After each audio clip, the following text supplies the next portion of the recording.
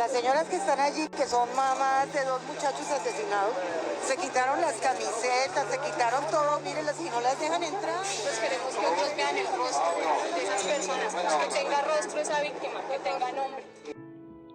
Vamos a escuchar el siguiente poema de Mary Yolanda Sánchez de su colección Un día maíz. Primera piel. Has vuelto a la individualidad de las cosas. Miras tu taza de café y ya no está el camino por donde pensabas correr. Sabes que no es necesario cambiar las manecillas del reloj. Los ruidos tendrán el mismo sentido en cualquier lugar de hora exacta. Recordarás que no podrás dejar hilos sueltos ni calcetines por remendar. Allá no encontrarás otras madres. No volverás a las teorías del duelo.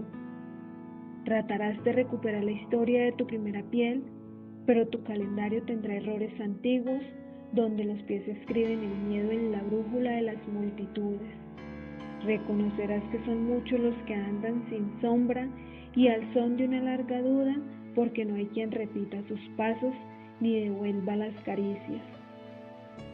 El poema que escucharon transporta al lector a inferir la situación de los desplazamientos forzados y la figura central del desplazado, pues la poeta nombra ciertos elementos como el no olvidar el camino por donde se debe correr para no perderse o llegar a manos de la muerte en las infinitas montañas colombianas, que en este caso haría parte de la geografía tolimense. Además de no olvidar atar los cordones de los zapatos y casi que estar en todo momento alerta. Tal vez en esto último se encuentra la analogía del título, pues esa primera piel es esa vida pasada en el campo que ahora cambió totalmente llegando a la ciudad y huyendo de la muerte en lo que antes era su hogar. En ese sentido, también se habla de la primera piel a la vida en el campo antes de la violencia, en actos que son tan comunes como tomarse un café al atardecer, se ven permeadas por la violencia y el miedo, y al final se dice que no son pocos los que estén en esta situación de cambiar de piel, sus costumbres y su vida en el campo, y que esta es la brújula o rumbo que deben tomar quienes la violencia les toca la puerta. A continuación, Alexandra Cardona Restrepo nació en Ibagué, Tolima, el 23 de junio de 1957. Es escritora, cineasta y documentalista colombiana. Sus trabajos han sido premiados nacional e internacionalmente, recibiendo distinciones por parte de entes gubernamentales.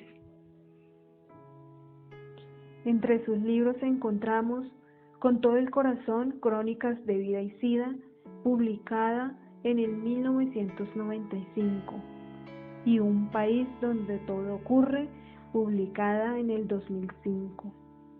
En su documental Retratos de familia, la autora se inclina por narrar historias de las víctimas del conflicto armado en Colombia y cómo a partir de las historias se produce un sentimiento amargo y doloroso del pasado y el presente de Colombia.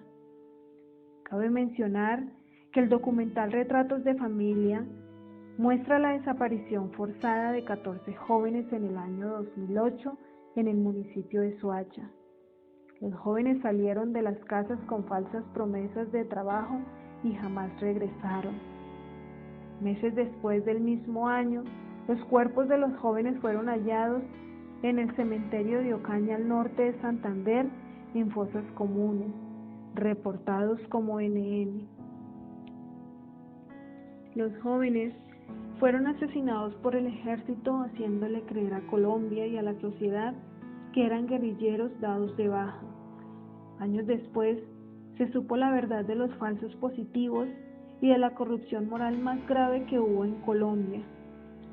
Es por ello que Retratos de Familia reconstruye a través de entrevistas con las madres, hermanos y compañeras de algunos de los desaparecidos, quienes en sus manos recuerdan a sus familiares en fotografías, ya que el Estado por medio de sus instituciones, quiso ocultar las investigaciones, los cuerpos, las amenazas y muertes de otros familiares después de este doloroso y triste episodio. Desde allí, las madres de Soacha se han convertido en defensoras de los derechos humanos y cómo a partir de lo sucedido se han vuelto cada vez más fuertes y resilientes a través del arte y la exposición de sus cuerpos enterrados, que si bien es claro, ese peso de la tierra se refiere a toda la angustia, el dolor, el sufrimiento de los cuerpos asesinados. En las siguientes imágenes de Carlos Saavedra se logra visualizar el cuerpo de las madres de Soacha enterrados, mostrando el dolor y a su vez la resiliencia que las ha acompañado durante todos estos años. Zoraida Muñoz, madre de Johnny Dubian Soto. Sobre los párpados cansados se posan los recuerdos de los hijos sepultados, enterrados por un estado asesino. Sus nombres han sido sustituidos por falsos positivos NN, delincuentes, guerrilleros, jóvenes que salieron de sus casas para dar un mejor futuro a sus familias, jóvenes sin eterno retorno. Luz Cedilia Palacios, madre de Javier Andrés Palacios. Sus cuerpos, una fotografía, sus voces, un silencio roto por el llanto de una madre.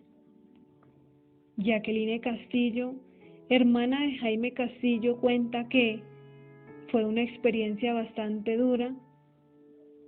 Con cada palada de tierra que le caía encima, sentía cada disparo que recibía mi hermano y cómo se les iba yendo la vida a ambos al mismo tiempo.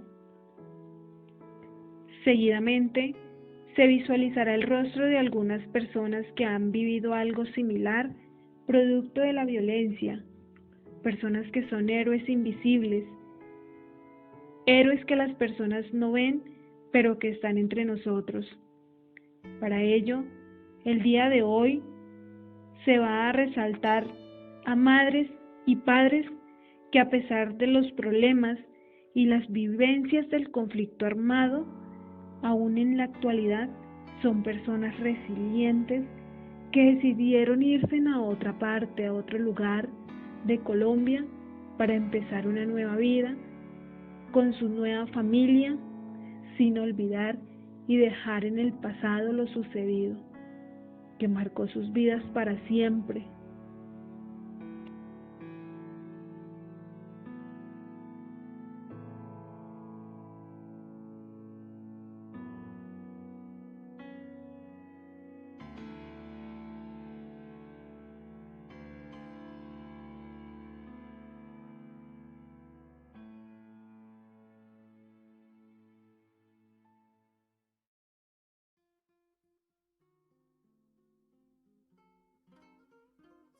Buenas tardes, mi nombre es Lucenil Campos Zúñiga.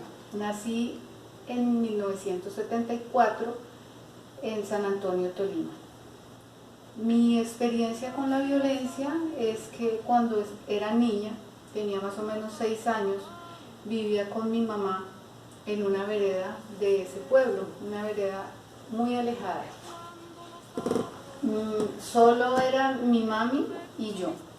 Algunos trabajadores hacían sus labores en el día y en la noche pues iban para sus casas.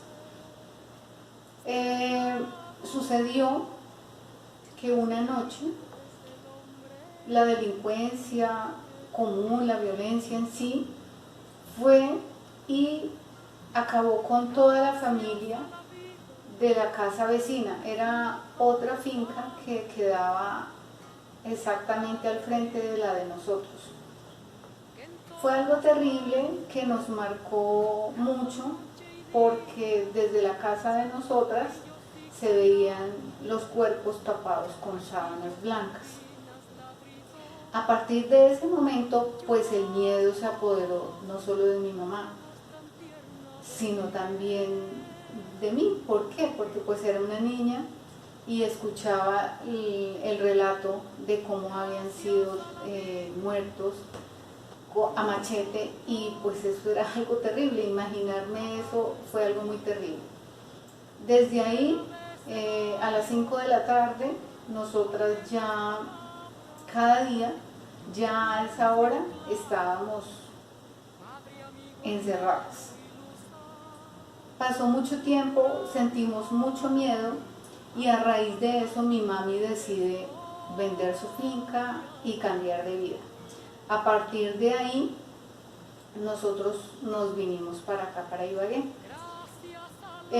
Mi mami a su vez me cuenta que ella tuvo que vivir la violencia cruda en su juventud, en su niñez, porque ella relataba que esas personas armadas iban de finca en finca buscando sus opositores, por así decirlo, y acaban absolutamente con todo. Robaban, mataban y hacían cosas muy terribles. Entonces mi mami cuenta que a ellos les tocó salir únicamente con lo que llevaban puesto una noche para poder salvar sus vidas y dejar sus animales. Que agita su marco cuando miro el fruto. Me llamo Celso Julio Cantillo Henao, soy de Curumaní, Cesar. Vengo a decir una historia que me ha pasado.